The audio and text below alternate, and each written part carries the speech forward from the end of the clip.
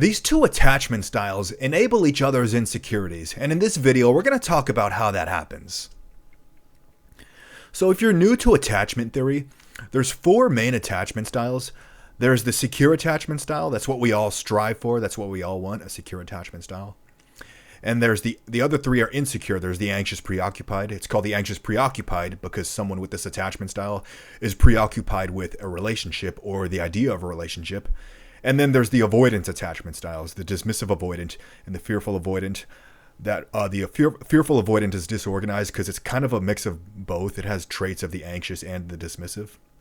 So today we're going to talk about how the anxious attachment styles and the avoidant attachment styles enable each other. So how exactly do these two attachment styles enable each other? Well, things are usually fine in the beginning, in the early phases of dating, early in the relationship, things are fine. But there's going to be a turning point. Something is going to cause the avoidant partner to pull away. It could be that the relationship is getting too serious. Maybe it's after a conflict. Maybe the avoidant partner feels overwhelmed with emotion or intimacy. Maybe they're trying to avoid commitment. Or maybe the anxious partner was just moving too quickly. But whatever the cause, there's going to be a turning point where the avoidant partner pulls away. So whose fault is it? Who started this cycle? Well, no, we're not going to play the blame game. We're not going to shame anybody or their attachment style. It's not what this channel is about.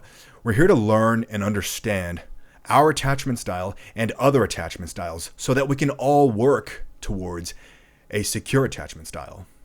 See, the avoidant pulled away because of their upbringing, because of how they were conditioned in childhood and their life experiences.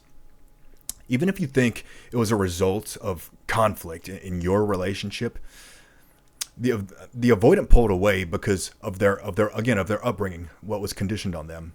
Because a secure person, someone with a secure attachment style, would know how to handle that conflict with grace, accountability, and healthy communication. So the avoidant pulls away. This is the turning point in the relationship. Because they feared getting too close. They were overwhelmed. They felt trapped even. And this triggers the anxious partner's fear of abandonment. If it wasn't already triggered, now it's amplified. See, their fear tendencies are amplified. Their anxiousness starts kicking in. Their nervous system is in overdrive. They start overthinking.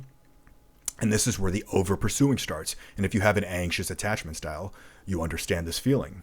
And the more the anxious partner pursues, the more the avoidant pulls away. And this is how they both enable each other. And the avoidance distance amplifies the anxious partner's fear of abandonment. And this further enables the anxious partner's over-pursuing.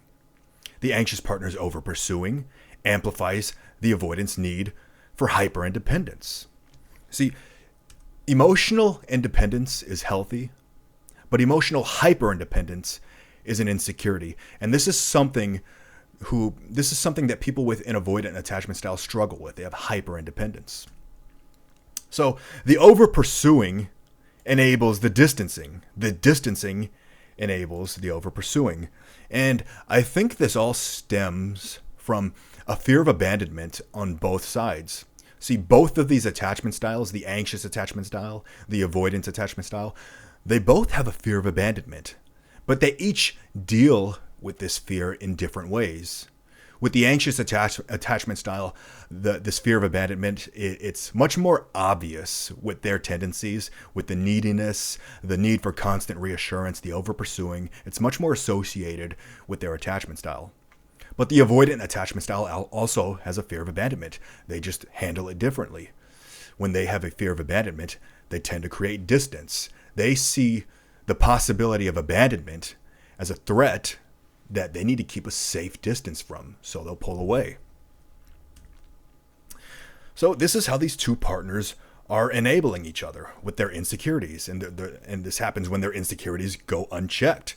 The neediness, the over-pursuing, the smothering of the anxious attachment style enables the distancing, the pulling away, the closed-off behavior of the avoidance attachment style, and vice versa. It's an unhealthy cycle. It's an unhealthy relationship dynamic. It doesn't matter where it started. We know where it started. It started in our upbringing. It was conditioned on us in childhood and in our life experiences. So if you struggle with one of these attachment styles, first of all, I'm sorry, because I struggled myself with an anxious attachment style for so many years. And I get it. I can empathize with that. The overthinking, getting lost in your head, your nervous system in overdrive. You're thinking of every worst case scenario, and it takes over you. You start over pursuing. So I can empathize with that. And secondly, whatever your insecure attachment style is, whether it's an anxious attachment style or an avoidant attachment style, it's nothing to be ashamed of. Okay, it doesn't make you a bad person. Each of these attachment styles actually have their own strengths. The anxious attachment style can be very caring. The avoidant attachment style has a very good sense of self-worth. They have good self-esteem. But we all need to be aware of the insecurities that come with these attachment styles. We need to be aware of our insecurities so that we can keep them in check, because they're causing problems in our life.